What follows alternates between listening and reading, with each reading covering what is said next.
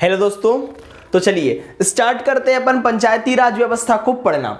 पंचायती राज व्यवस्था में आज का हमारा सबसे पहला टॉपिक होने वाला है क्या? पंचायती राज का इतिहास। पंचायती राज के इतिहास को और पंचायती राज की जो संवैधानिक विकास है इसको हम सबसे पहले जानने की कोशिश करते हैं। ठीक है, सबसे पहले तो आपके मन में एक क्वेश्चन आता है कि ये पंचायती राज है, ये पंचायती राज क्या है?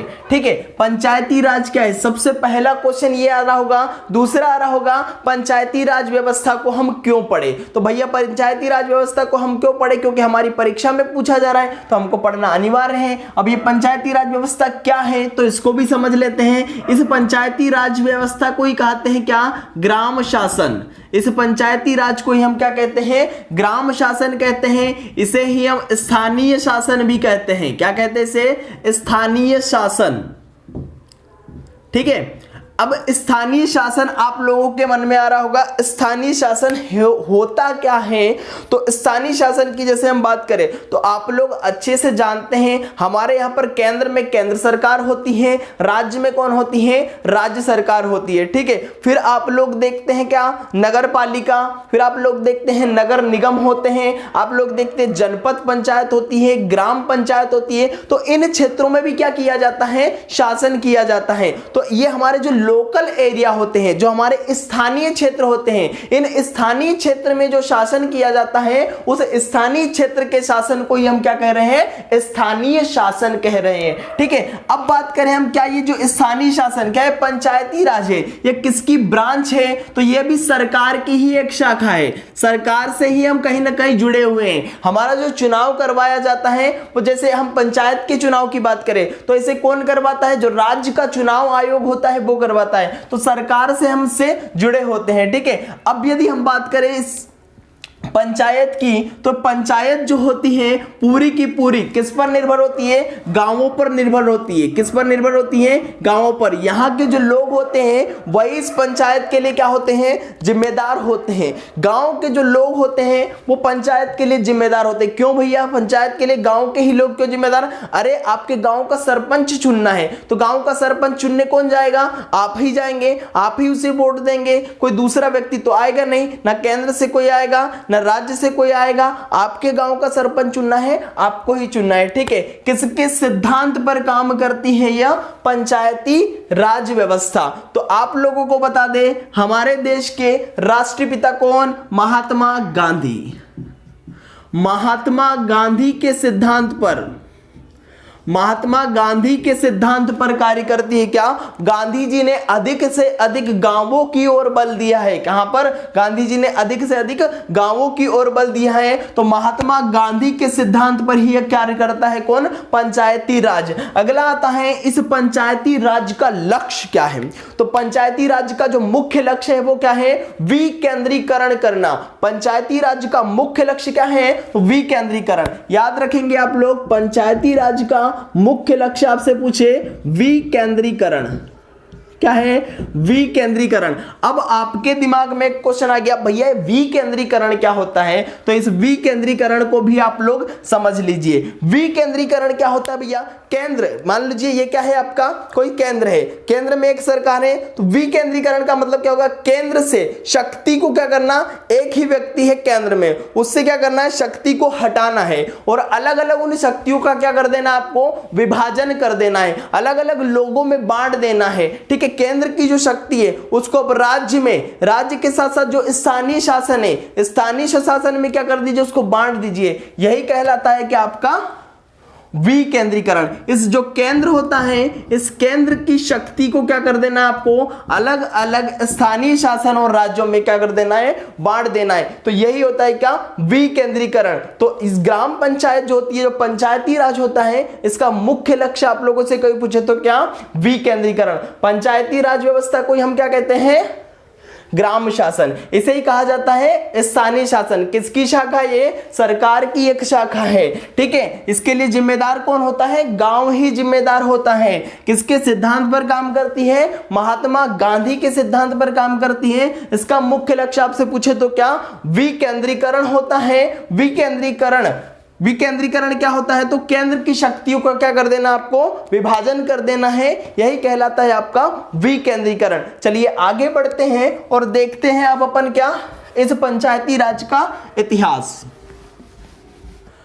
पंचायती राज का इतिहास, ठीक है। तो पंचायती राज का इतिहास हम देखने वाले हैं। प्राचीन काल में पंचायत, फिर मध्यकाल में पंचायत, और उसके बाद आता है आपका आधुनिक काल में पंचायत, ठीक है। प्राचीन काल में पंचायत की यदि हम बात करें तो सबसे पहले आप देखिए, प्राचीन काल में क्या होता था, 5 लोगों का एक प्रबुद्ध, जो बुद्धिजीवी लोग हुआ करते थे, इन बुद्धिजीवी लोगों का एक समूह होता था। 5 लोगों का एक समूह होता था, और इन 5 लोगों के समूह को कहा जाता था पंच परमेश्वर। क्या कहते थे इसको, पंच परमेश्वर, ठीक है। याद रखेंगे आप लोग, इन 5 बुद्धिजीवी लोगों का एक समूह होता था, और इन 5 बुद्धिजीवी लोगों के समूह को कहते थे पंच परमेश्वर। यहां हम बात करते हैं वैदिक काल की। भैया हड़प्पा सभ्यता में तो हमें कोई लिखित साक्ष्य तो मिले, लेकिन हम उनको पढ़ नहीं पाए हैं, इसलिए हम कह नहीं सकते कि वहां पंचायती राज व्यवस्था थी या नहीं थी, ठीक है। तो वैदिक काल की हम बात करते हैं। वैदिक काल में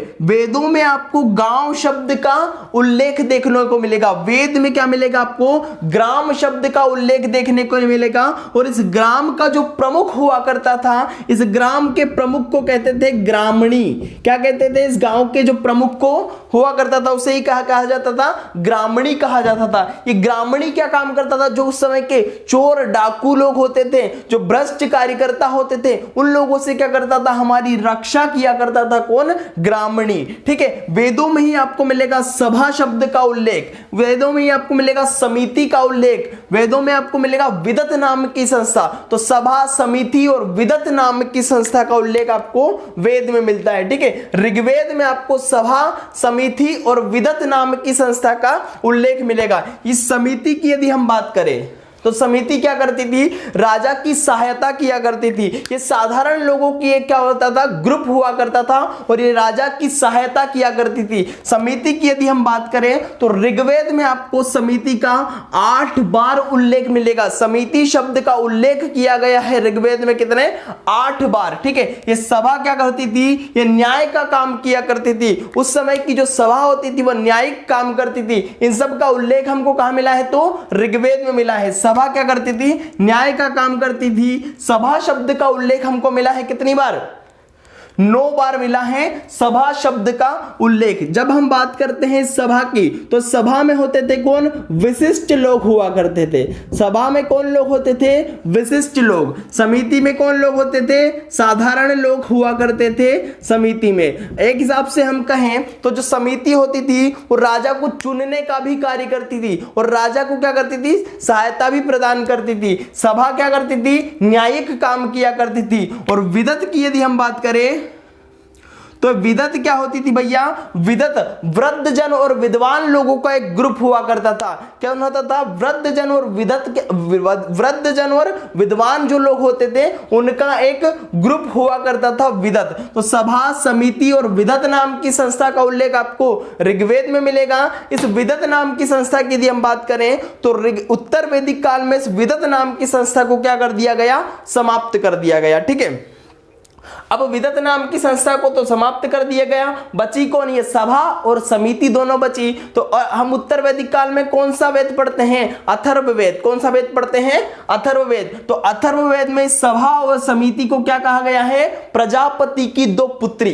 राजा की सहायता करती थी ना, इसलिए इसे क्या कह दिया गया है, प्रजापति की पुत्री कहा गया है। इस विदत नाम का उल्लेख हम देखें तो ऋग्वेद में आपको 122 बार, कितना, विदत नाम की जो संस्था थी ऋग्वेद में इसका 122 बार आपको उल्लेख देखने को मिलता है। लेकिन उत्तर वैदिक काल में इस विदत नाम की संस्था को क्या कर दिया गया, समाप्त कर दिया गया। सभा की यदि हम बात करें तो इसमें पुरुष और स्त्री दोनों भाग ले सकते थे। समिति में भी पुरुष और स्त्री दोनों भाग ले सकते थे। इसमें जो स्त्रियां भाग लेती थी उन्हें सभावती कहा जाता था। इसमें जो समिति में जो पुरुष भाग लेते थे उन्हें सभेय कहा जाता था। ठीक है, तो इतना आप लोगों को समझ में आ गया होगा। 5 प्रबुद्ध लोगों का एक ग्रुप होता था, उन्हें पंच परमेश्वर कहते थे। सभा शब्द में कौन विद्वान विशिष्ट लोग भाग लिया कर, सभा में कौन विशिष्ट लोग भाग लेते थे। समिति की यदि हम बात करें तो समिति में कौन भाग लेते थे, साधारण लोग, राजा की सहायता करती थी। विदत में कौन, विशिष्ट विद्वान लोग और वृद्धजन लोग भाग लेते थे। गांव शब्द, गांव का उल्लेख मिलता है आपको, और इसी में इसका जो मुखिया होता था उसे क्या कहते थे, ग्रामणी कहते थे। इतना आप लोगों को समझ में आ गया। आगे बढ़ते हैं, चले देखते हैं। यहां पर कहा है क्या, प्राचीन काल में स्थानीय शासन व्यवस्था। प्राचीन जो काल था इसमें स्थानीय शासन व्यवस्था। आप लोगों से यदि क्वेश्चन पूछा जाए कि प्राचीन काल में आपको स्थानीय शासन की व्यवस्था कहां देखने को मिली, तो प्राचीन काल में स्थानीय शासन आपको देखने को मिलता है कहां, चोल साम्राज्य में। कहां पर, चोल साम्राज्य में आपको स्थानीय स्वशासन सबसे पहले देखने के लिए मिलता है। जो गुप्त काल था, इस गुप्त काल में आप लोगों से पूछे, गुप्त काल में ग्राम सभा को क्या कहते थे, तो गुप्त जो काल था, इस गुप्त काल में ग्राम सभा को पंचमंडली कहा जाता था। क्या कहते थे इसको, पंचमंडली। गुप्त काल में जो ग्राम सभा हुआ करती थी, इस ग्राम सभा को कहते थे पंचमंडली। यदि दक्षिण भारत की हम बात करें तो दक्षिण भारत में ग्राम सभा को कहते थे क्या, कुर्रम। दक्षिण भारत में ग्राम सभा को क्या कहते थे भैया, कुर्रम कहते थे। यहां से आपसे इसी प्रकार के क्वेश्चन पूछे जाएंगे। सभा शब्द का उल्लेख कहां है, ऋग्वेद में। समिति शब्द का उल्लेख ऋग्वेद में। विदत नाम की संस्था का उल्लेख ऋग्वेद में। इसका उल्लेख कितनी बार हुआ है, 8 बार। समिति का, सभा का कितनी बार हुआ है, 9 बार। सभा शब्द का उल्लेख आपसे पूछे कितनी बार हुआ है, 9 बार। समिति का कितनी बार हुआ है, 8 बार। विदत नाम की संस्था का 122 बार उल्लेख हुआ है। ग्राम की यदि हम बात करें तो इसका प्रमुख कौन होता था, ग्रामणी होता था। दक्षिण भारत में ग्राम सभा को क्या कहते थे, कुर्रम कहा जाता था। गुप्त काल में ग्राम साम्राज्य को, ग्राम सभा जो होती थी उसे क्या कहते थे, पंचमंडली। सबसे पहले प्राचीन काल में आपको स्थानीय शासन कहां देखने को मिलता है, तो चोल काल में मिलता है। कहां मिलता है भैया, चोल काल में आपको स्थानीय शासन देखने को मिलता है। तो इतना आपको प्राचीन काल समझ में आ गया। अगली वीडियो में अपन समझेंगे मध्यकाल और उसके बाद समझेंगे आधुनिक काल। ठीक है, चलिए धन्यवाद।